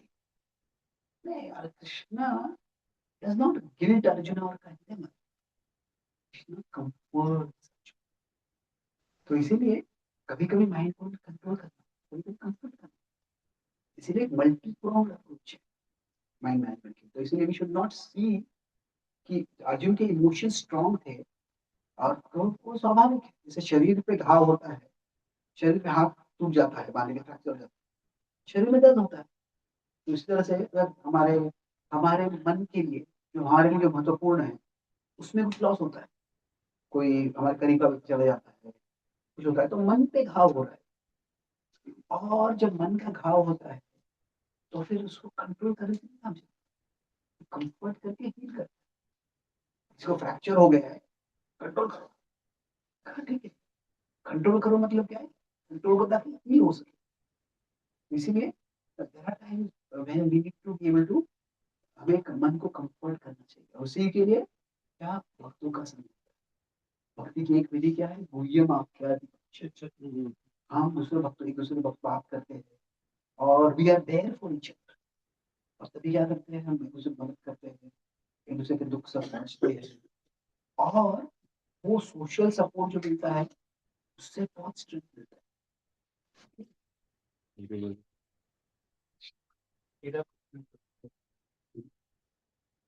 क्या पूछने की रघु जी, जैसे आपने बताया कि ठीक है, लाइफ में धन कमाना जरूरी होता है, मटेरियलिस्टिक चीजें हैं, हमें अपनी लाइफ को अगर करना है सारी चीजें, तो हमें धन मनी चाहिए नहीं मैटर। लेकिन मतलब लाइफ का जो एक उद्देश्य है, वो गीता जी के अनुसार और भगवान के श्रीमुख से जो निकला है कि भगवत प्राप्ति है। लेकिन अब भगवत प्राप्ति आपकी तभी हो सकती है जब आप सत्व गुण में, राजस गुण या तमोगुण में जब आप हैं, आपको भगवत प्राप्ति नहीं होगी, तब आपके दूसरे गुणों में आप जाएंगे, आपका मोह माया में मन लगे। लेकिन एक साधारण मनुष्य या हम जैसे मनुष्य जो साधक बनने का प्रयत्न कर रहे हैं, हम कभी भी मतलब एक हमेशा के लिए सत्व गुण में नहीं रह सकते। कभी हमें तामस गुण आ जाते हैं, कभी राजस गुण आ जाता है, या जैसे कभी हमें मान प्रतिष्ठा हो जाती है, मान लीजिए कुछ लाइफ में अच्छा हुआ, मान प्रतिष्ठा हुई, जॉब में कुछ अच्छे प्रमोशन हो गई तो मान प्रतिष्ठा हुई, बच्चा टॉप कर गया तो मान प्रतिष्ठा हुई। ये सारी चीजें आती रहती है। तो भगवान जैसे गीता जी में यही कहते हैं कि मेरे को वही प्राप्त कर सकता है जो हमेशा मतलब सात्विक गुण सत्व गुण में रहता है। तो ऐसे ऐसे साधक को या हम जैसे साधक को जो कभी भी एक ही गुण में नहीं रहते, सतगुण में नहीं रहते, उसको भगवत प्राप्ति कैसे होगी अगर हम करना चाहें। और उसमें उसमें भी कई बार ऐसा होता है, जैसे भगवान गीता जी में मतलब शास्त्रों में जैसे दिया गया है कि इस चीज को तुम फॉलो करोगे तो तुम्हें मेरी प्राप्ति होगी। लेकिन हम लोग क्या करते हैं, हम उस चीज पे ना चल के उसको तोड़ मरोड़ के अपने अकॉर्डिंग करते हैं, और उसके बाद फिर हम बोलते हैं भगवान देखते हैं, चलो हम भगवान की तरफ लगे हुए हैं, भगवान हमारा भलाई करेंगे। लेकिन हमें पता है शास्त्रों में ये चीज निषेध है, मना की गई है, लेकिन हम फिर भी उसको हम अपने शास्त्र खुद बना के हम भगवान को अपने अकॉर्डिंग चलाना चाहते हैं। तो ऐसे लोगों की क्या गति होगी, मतलब उनको कैसे भगवत प्राप्ति होगी? है। तो 2 अलग सवाल है। पहला सवाल है कि हाँ, भगवान का बताया गया सत्वगुण में होना चाहिए तभी भगवत प्राप्ति होगी, पर हम दुनिया में रजोगुण तमोगुण जाते हैं। तो अभी सत्वगुण महत्वपूर्ण है, पर इसको दो तरह से देख सकते हैं। जो गुण है उनको हम एक मॉरल नैतिक दृष्टि से देख सकते हैं, और दूसरा है उनको फंक्शनल दृष्टि से देख सकते हैं। फंक्शनल मतलब व्यवहारिक रूप से। तो अभी दिन में 24 घंटे होते हैं, उसमें से 8-8 घंटे हर एक गुण होते हैं। तो सुबह उठ जाते रहो 5 बजे से 3-4-5 बजे से 8 घंटे तो गुण होते हैं, फिर 8 घंटे तो गुण, 8 घंटे तो गुण। तो निसर्ग में तीनों गुणों का बैलेंस हो। तो वैसे ही क्या है कि तीनों गुण जरूरी है। तो अभी हमारे जीवन में भी तमोगुण भी महत्वपूर्ण। एक तरह से क्या होता है, तमोगुण में हम कहते हैं आलस होता है, लेथार्जी होता है। रजोगुण में क्या होता है, कंट्रोल करना। तीन गुण क्या होते हैं एक तरह से कि सत्व में एक तरह से क्लैरिटी आता है, रजस में एनर्जी, एनर्जी होता है। कभी टू मच एनर्जी होता है, पर एनर्जी भी हो सकता है, पर एनर्जी होता है कुछ करना है। और तमस में क्या होता है, एक तरह से लेथार्जी, अपैथी, अपैथी, कुछ भी करना है। तो अभी हम कह सकते हैं कि तमस बुरा है, पर वास्तव में रोज रात को जब सोते हैं तो तभी तमस आना जरूरी है। तो एक लेखक है वो, उसको बहुत समय तक इंसोम्निया, तो उनके उनसे एक जो ह्यूमरस प्राप्त हुए थे कि मेरे लिए कहता, माय बेड, मेरा बिस्तर वो जादुई जगह है, जैसे भी बिस्तर पे जाता हूँ दिन भर क्या क्या नहीं किया है वो याद आ जाता है और सारी नींद चली जाती है। तो जिन लोगों को इंसोम्निया आता है मतलब क्या है, वो तमस आ ही नहीं रहा, वो बहुत बड़ा प्रॉब्लम है। तमस भी महत्वपूर्ण है। तो तीनों गुण जरूरी है, पर फर्क क्या है कि तीनों गुण जरूरी है। अभी मैं एक बार मैं पुणे में था, तो मुझे किसी भक्त ने बॉम्बे से, मैं बॉम्बे जा रहा था ट्रेन से, तो एक भक्त ने वहां से कॉल किया कि क्या आपकी लाइफ में क्या मेडिसिन चाहिए। तो फिर मैं बंदे पे फोन किया, मैं ऑलरेडी स्टेशन पे आ गया था, एजेंसी ले जा सकते पुणे से करीब 1 5 मिनट स्टेशन था। तो भक्त आ गए, वो ट्रेन की सीटी बज गई, फोन जल्दी आओ जल्दी आओ। और वो भक्त स्टेशन से अंदर आ गए आराम से चलते हुए, जल्दी आओ तो मुझे सत्व में देना जो कुछ नहीं जाना है।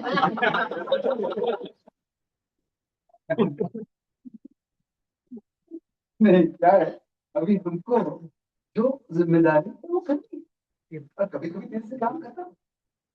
तो पॉइंट क्या है कि विच इज आवर कंट्रोलिंग और डिफाइनिंग। हमारे जीवन में तीनों गुण आए हैं, पर हमारे जीवन के अधिकांश डिसीजंस, मेजर प्लान्स, हम कौन से गुण में बनाते हैं, वो महत्वपूर्ण है सबसे। अगर मान लीजिए कोई थक गया, फ्रस्ट्रेट हो गया, शराब पी है, तो बोलता है मैं नौकर छोड़ दूंगा। तो जॉब छोड़ के करने वाले क्या, तो ये बोलता है कि अभी हो सकता है कि वो जॉब अच्छा नहीं, पर ठीक है अगर ये जॉब छोड़ना है तो अच्छा प्लान बनाओ, दूसरा जॉब आपका होना चाहिए, फिर आप ये छोड़ सकते हो। शत्रुघ्न में ठीक है, मेरे पास इतना पैसा सेविंग है, इस समय पे कर सकता हूँ, इस समय में जॉब मिल जाएगा, वो प्लान ही करके चीज क्या है कि तीनों गुण होते हैं, पर हमें जो शत्रुघ्न में हमें मेजर डिसीजन लेने चाहिए। तो इसीलिए ऐसे जरूरी नहीं है कि अभी अर्जुन युद्ध कर रहा है तो युद्ध शत्रुघ्न में नहीं होता है, रजोगुण लगता है युद्ध करने। स्पीड जरूरी है, शार्पनेस जरूरी है, फियरफुल जरूरी है, साधारणतः से। तो एक तरह से जो गुण होता है, व्यक्ति का गुण कौन सा है वो उसके एक्शन से निर्धारित होता है, और वो सत्य है। तो दूसरा है कि जो गुण जो है वो उसके एस्पिरेशन से, वो क्या कर रहा है ये महत्वपूर्ण नहीं है, वो किस लिए कर रहा है वो महत्वपूर्ण। तो अगर हम भगवान की सेवा के भाव से कार्य करें कि धर्म और भक्ति के लिए कार्य कर रहे हैं, तो उसे भले ही हम रजोगुण में है, वो कार्य रजोगुण में है, पर हम रजोगुण में नहीं होते, हम भगवान की सेवा के लिए। तो इसीलिए तो rather than worry too much कि मैं कौन से गुण में हूँ, मैं क्या भगवान की सेवा के लिए। अगर हमारे जीवन में कुछ अच्छा हो जाता है, जब बच्चा अच्छा फर्स्ट आ जाता है वगैरह, तो अगर तभी हम भगवान का स्मरण करते हैं कि भगवान की कृपा से ये ये हुआ है, बच्चे को ये टैलेंट है, उसने अच्छा कमिटमेंट दिखाया है, तो उससे क्या होगा, ही विल उस कार्य से भी, अर्थ से भी परमार्थ की होता है। तो अर्थ को छोड़ के तो अध्यात्म के दो परिभाषा है। अगर मैं यहाँ पे हूँ और ये आध्यात्मिक जगत है, अगर मैं यहाँ पे हूँ तो इस जगत में क्या है, अर्थ की प्राप्ति होती है। ये जगत अर्थ है और ये भगवान जो है परमार्थ है। तो आध्यात्म के दो मार्ग है, एक है कि अर्थ छोड़ के परमार्थ, दूसरा है अर्थ के माध्यम से परमार्थ। तो ये गृहस्थ और संन्यास का मार्ग है। एक तरह से जो सन्यासी भी होते हैं उनको भी कुछ अर्थ, जगत में जीने के लिए तो अर्थ लगता ही है। तो पर ये पॉइंट है कि ऐसे नहीं कि हर बार अर्थ छोड़ के ही परमार्थ, तो दोनों के साथ में ही रह सकते हैं। अब जब हम अर्थ के कारण परमार्थ को भूल नहीं जाते तो फिर अर्थ की समस्या नहीं है। और आपका दूसरा सवाल था कि किस तरह से हम कई बार शास्त्र एक कुछ बता रहे हैं पर हम उसको कुछ एडजस्ट कर देते हैं, खुद के मनोगत बात करते हैं और कहते हैं कि मैं भक्ति कर रहा हूँ। तो अभी क्या है, शास्त्र जो है, गीता को हम देखते हैं तो गीता में एक, ये गीता एक डिजिटल लॉजिक नहीं है, एनालॉग लॉजिक। एनालॉग का मतलब क्या है कि ये ऊपर का स्तर है, नीचे का स्तर। अगर तुम यहाँ पे हो तो तुम माया में हो, ये डिजिटल है। यहाँ पे हो तो तुम कृष्ण में हो, तुम भक्ति में हो। पर क्या है, ऐसे नहीं गीता बोलती है ऐसे यहाँ जब तुमको यहाँ पे कूद के आना है, कूद के नहीं आ सकते तो क्या होता है, पीछे चल जाता है। तो भगवान बोलते हैं कि ऐसा जरूरी नहीं है, कैन टेक स्मॉल स्टेप्स और धीरे धीरे स्टेप्स लेके हम ऊपर आ सकते हैं। तो खास करके 12वें अध्याय के 10वें श्लोक से 11वें श्लोक तक भगवान अलग अलग स्तर बोलते हैं किस तरह से आप, और वो क्या कहते हैं, ये आत्मा है, ये मन है, ये मन है, ये शरीर है और ये जगत है। तो सोल, माइंड, बॉडी और वर्ल्ड। वर्ल्ड मतलब क्या, जगत में पैसा होता है, हमारे स्किल्स होते हैं। तो ऊपर भगवान है। तो कहते हैं कि हम डायरेक्टली भगवान आत्मा हमारे भगवान को अर्पण करते हैं, हम हमारा मन भगवान को अर्पण करते हैं, हम हमारे शरीर से सेवा करते हैं और हम जगत से प्राप्त करते हैं। तो ये जो है 12.8, 12.9, 12.10, 12.11, तो हर अलग अलग स्तर पे हम कर सकते हैं। तो ठीक है, तो अगर समस्या कब आती है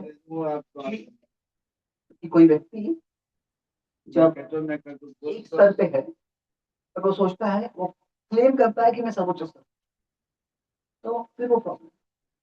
पर अगर जिस स्तर पे है, ठीक है, मैं इस स्तर पे भी इतनी भक्ति करता हूँ, मुझे इतना समय है, इतना कर रहा हूँ, और जब भविष्य में समय मिलेगा तो और मैं करूंगा, सुविधा मिलेगी तो और करूंगा।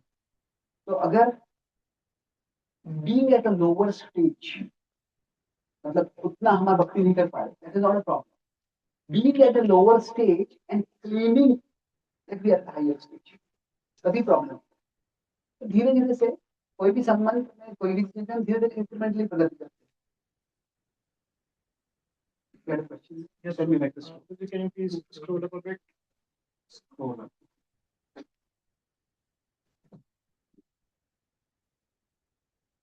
A bit above this. Yes, yes. Totally. So, there in Transcend, you explained that we follow a particular process where, after following the process for a substantial amount of time, God or Krishna becomes your center of attention, and the dualities of world they reduce in size.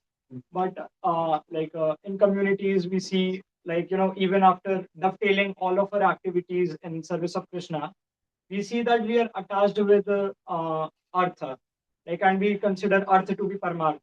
Let's say if I'm a Katha I'm not invited for some lecture, so I take it why did they not invite me? Or if I'm a Kirtanya, I do it like this.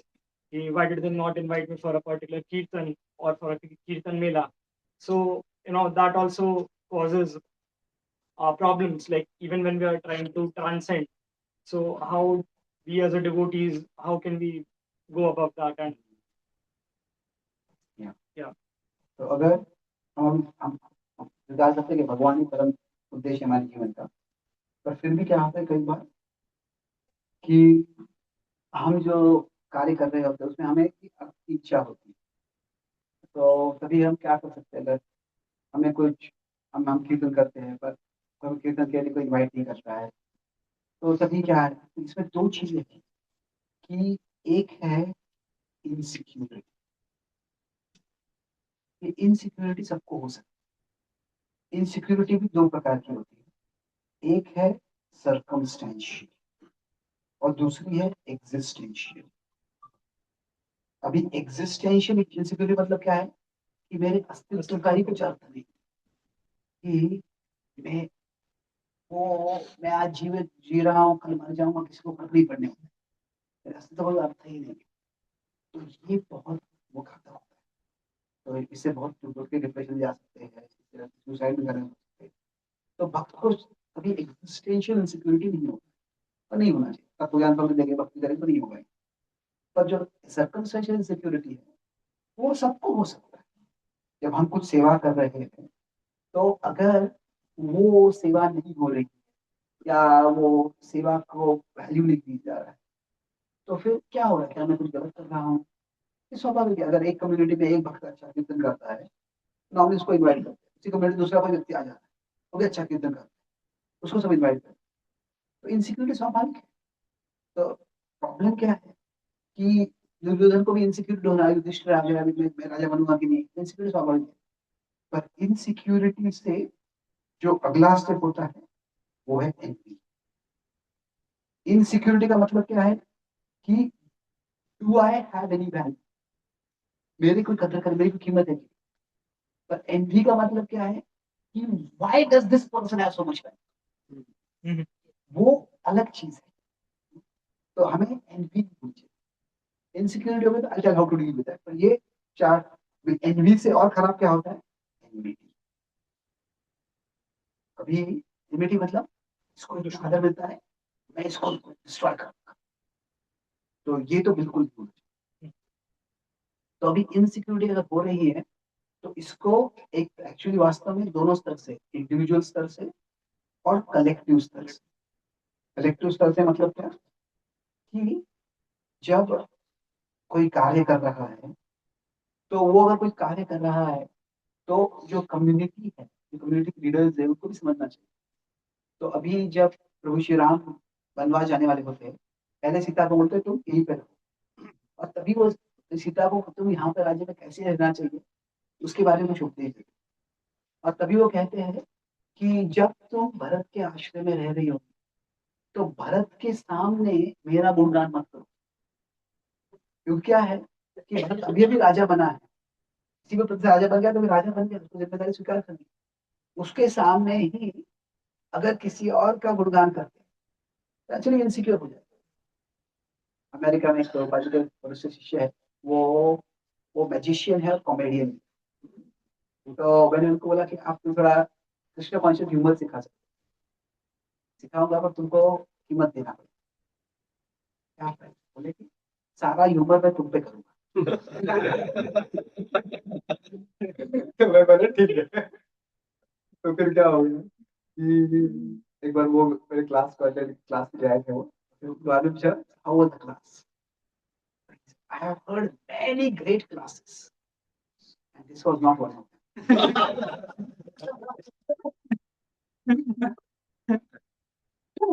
तो मान लीजिए अगर किसी का project सुनते हैं और उसके बाद जाके हम किसी और के प्रोजेक्ट में गुणगान कर लगे तो नेचुरली उसको इनसिक्योरिटी।